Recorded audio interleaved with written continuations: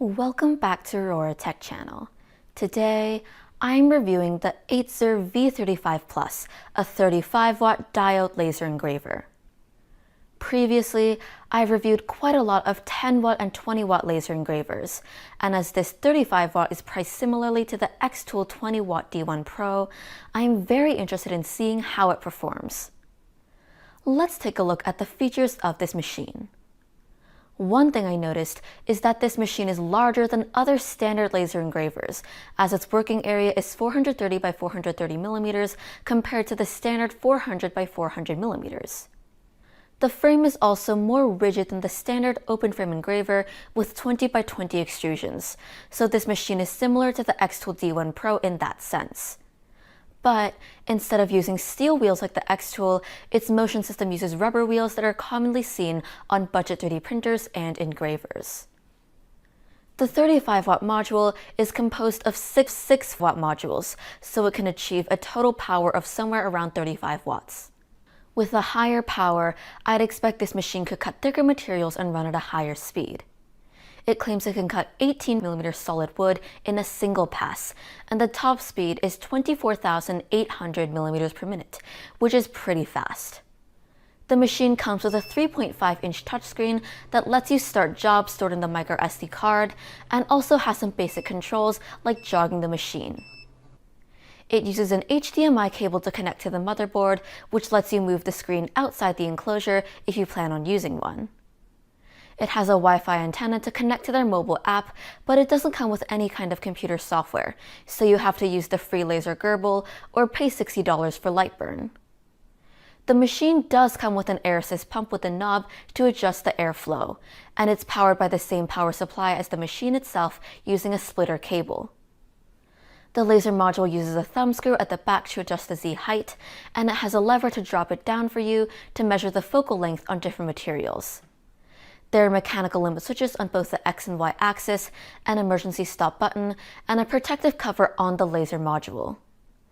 Overall, the specs and appearance of this machine are pretty nice. I would like to thank Atezr for sending me this machine to review, and with that, let's get started. Putting this machine together is super easy. You just need to put the 4 sides of the frame in the correct position, put the X-axis on top of the 2 Y-axes, connect the laser module, the touchscreen, the air assist pump, and tighten all of the screws.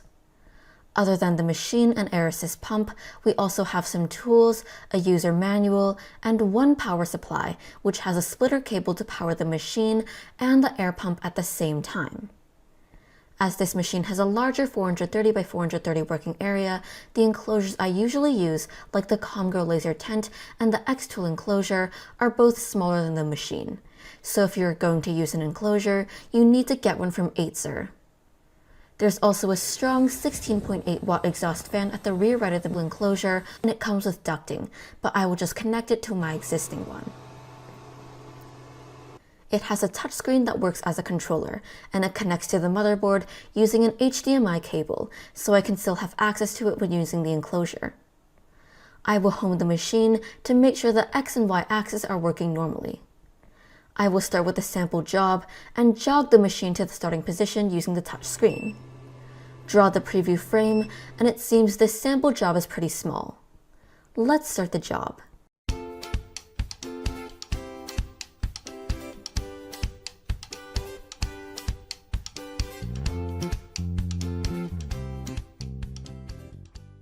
Everything appears to be working fine, and we are ready to do more tests.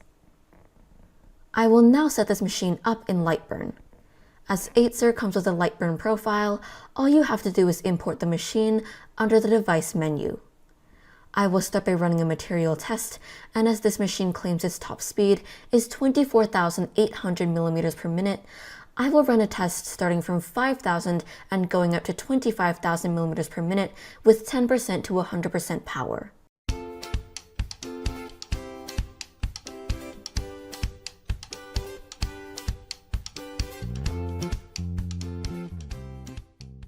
The result is pretty nice, but surprisingly, I can't see much of a difference between 5,000 and 25,000 millimeters per minute. I would say the speed didn't go up, and everything was just engraved at the same or at similar speeds. Then I will try some cutting on the same 2mm MDF with a speed from 500 to 1500 mm per minute. For cutting, the difference is pretty obvious. Even though 2mm MDF is easy to cut, I didn't expect it to be able to cut at 1500 mm per minute and that we need to push it further. But 1500 cutting is enough, and with air assist, the edges are super clean. Next, I will use a 5mm sheet of plywood from Home Depot and run another cutting test from 100 to 1000 mm per minute. When the job first started, I forgot to turn on the air assist pump, so you can see the edges of the first square are much darker. This 35-watt module can cut through 5mm plywood at 800 mm per minute, while a regular 20-watt can only cut through at a 500 to 600 mm per minute speed. I will try cutting the entire piece out using 800 mm per minute and 100% power, and it cuts through completely without issues. After that, I will make a leopard by cutting out this vector leopard from the 5mm plywood. As there are a lot of small cuts, which may require a little more power than a simple straight line, I will use a 500 mm per minute speed and 100% power.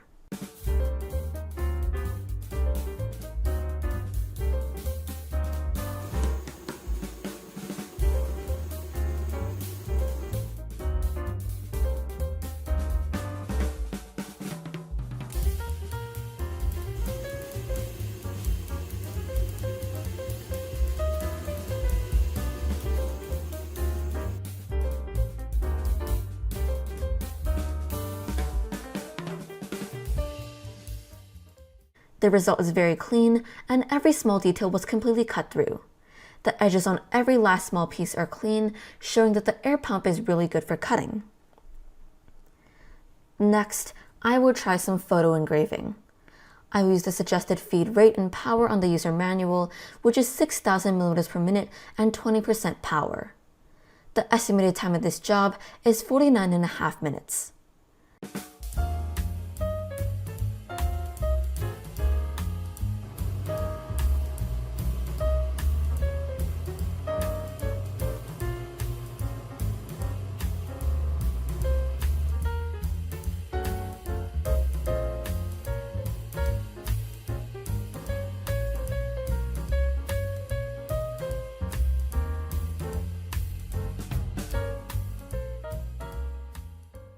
The result is pretty good, but as the surface of MDF is not very consistent, you may see some black dots were burned too much, while other areas were completely fine. As this 35-watt laser module should be able to cut much thicker materials, I will start doing some wood cutting, starting with this 1/2-inch solid poplar wood. I will start with 300 mm per minute and 100% power, and it looks like it can cut through almost 2/3 of the wood at this speed, so I will slow it down to 200 mm per minute.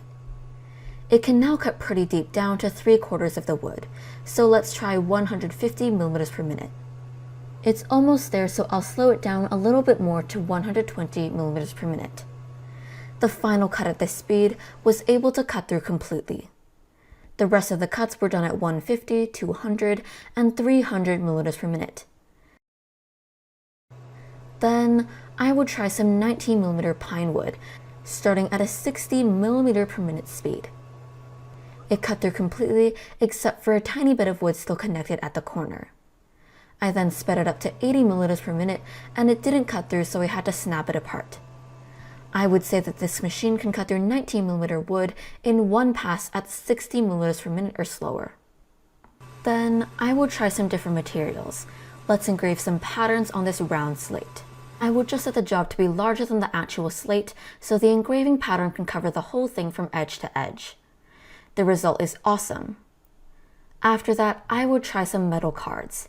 It actually burned off the coating on the surface and left only the original color of the metal card. As diode laser engravers can't engrave on clear glass, I would try to engrave the same logo on this old 3D printer glass bed. My first attempt at 1000 mm per minute in speed and 50% power is too light, so I ran another pass at a 300 mm per minute speed and at 80% power. This time, the marks on the glass bed are much better, and this is how it looks from the back. Finally, I will try to make something with a rotary ruler. The roller kit comes with 4 longer legs for you to replace the stock legs, so the machine can be raised up to fit with the rollers and taller objects. The kit actually includes 2 rollers. The first one is a regular one for traditional bottles and mugs. I will try to engrave some text at the bottom of the steel water bottle, and I will use a 1500 milliliters per minute speed with 80% power on the stainless steel surface. The text can be clearly seen and there are no issues. The second roller with the kit is like a claw, and it allows you to grip tiny objects as small as 1 millimeter. I will take one of the wine corks from my dad and try to engrave some text on it. I will also try to engrave on a golf ball, but as the surface of the ball is just like plastic, it got burned and you can't really tell what was engraved on the surface. At least it shows the roller is capable of grabbing something like this. Okay, let's talk about the pros and cons of this machine, starting with the pros. 1. The build quality of this machine is pretty good. It's better than the average desktop engraver that uses 4 aluminum extrusions to form the frame. The build quality is not far from Xtool. 2. Generally, putting a laser engraver together is pretty straightforward, and the only part that takes up more time is installing the belt and adjusting the belt tension. But for this machine, the belts on the X and Y axis are pre-installed, so putting it together is even easier. 3. The machine has a touchscreen, which is handy when you use it at a shop or if you have G-code files that you need to run regularly, as you can save them all on the microSD card and use the touchscreen to jog to the starting position and start the job. This can completely get rid of the need to connect to the computer. 4. The built-in air assist pump is quite nice, and unlike other add-on air assist pumps, you won't see an adapter sticking out from the laser module. The pump itself is also pretty powerful. With a 30 liter per minute airflow rate, the cutting results are cleaner. Additionally, it uses the same 24-volt power supply as the machine, so you don't need another power cable or supply, but I will talk more about this later in the cons section. 5. It comes with a mobile app for you to connect to wirelessly, and though the app itself is not very impressive, it still allows you to start a job with some basic controls. It's not a total game changer, but having this extra option is handy if you want to do something really simple. 6. The accessories, including the laser enclosure and the rotary roller, are well made, so Atezr's build quality is higher than other average brands. Now for the cons. 1. The actual maximum speed of this machine is around 6,000 to 7,000 milliliters per minute, which may be limited by the firmware. If you have experience using a diode laser at 20,000 or faster, you might know that the results are not very usable as the engraving is too light.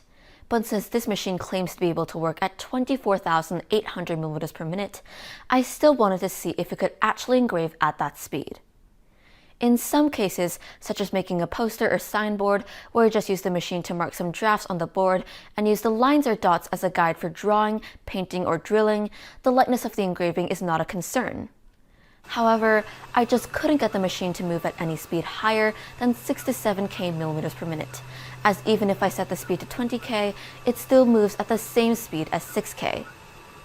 Additionally, the maximum recommended speed in the user manual is actually 7k millimeters per minute or slower, regardless of the material being engraved. I think Atezr should really look into this issue. 2. The power supply uses a splitter cable to power the machine and the air pump at the same time. The good thing is, you don't need another power supply to power the pump, but the power supply that came with the machine is a 24-volt 6-amp. While the maximum power is 144 watts, the machine itself is rated at 160 watts, so I'm not sure how much the performance is decreased if a 144 watt PSU is used to power this 160 watt machine and the additional air pump. But for the cutting power test, I was able to cut 19mm solid wood in one pass, which is in line with what they claimed on their website. However, I would be happier to see a more powerful power supply used. In addition, if the air pump is powered by the motherboard, it can be controlled using G-code in Lightburn. This eliminates the need to manually turn the air assist on and off while working on jobs that involve both engraving and cutting operations, allowing for a more efficient workflow. 3. The risers are inconvenient. If you need to install the risers to use the rotary roller, you need to unscrew 3 screws on each side, or a total of 12 screws to remove the stock legs, and retighten another 12 screws to install the riser legs. It would be more reasonable to use some screw-on extension legs instead. 4. The touchscreen from MakerBase is the same as those on Atom Stack machines, which means they're not very sensitive, and the screen UI is completely useless if there are no G-code files present in the microSD card, as it requires you to select a file before showing the controller's screen. This workflow and UI design don't make sense, but as long as you keep at least one dummy G-code file in the microSD card, it still works fine. In conclusion, this is a well-built machine that stands out from other standard 4-extrusion open-frame desktop laser engravers. I won't say it's as good as Xtool, but it's not far from it. For the same price as an Xtool 20W D1 Pro, this Atezr V35 Plus offers a more powerful 35W laser module, and it comes with Air Assist that doesn't require you to purchase separately. They both offer a wide range of accessories that allow you to upgrade the machine and easily expand the features. However, you won't get the Xtool brand or the Xtool Creative Space software, which I use to do 95% of jobs without having to use Lightburn. But if you mainly use Lightburn, missing the Xtool software won't be a problem. Anyways, if you are interested in a higher quality than average and high power laser engraver, you can definitely take a look at this Atezr V35 Plus machine. I put the link under the description. That's all I wanted to share about this machine. If you found this video useful, please consider giving it a like and subscribing to our channel. Thank you for watching, and I will see you next time.